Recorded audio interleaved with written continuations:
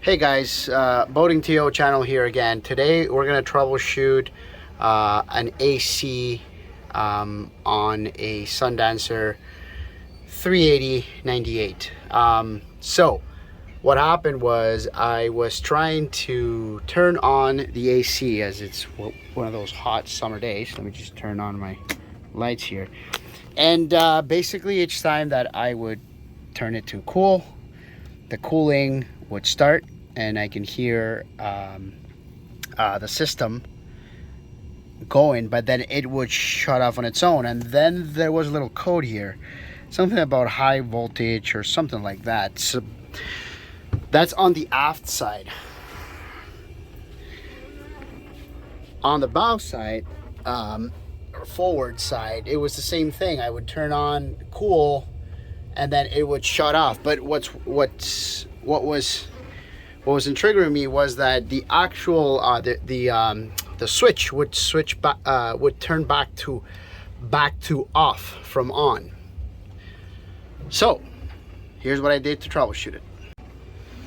So I went underneath, because before going into the engine bay, I checked if my impeller was running or not, and it would not.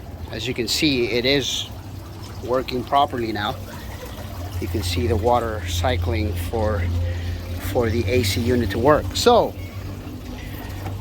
it wasn't working and I was kind of freaking out, to be honest. So I did two things.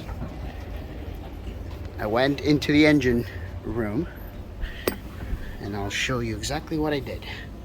Okay, so as I head down to the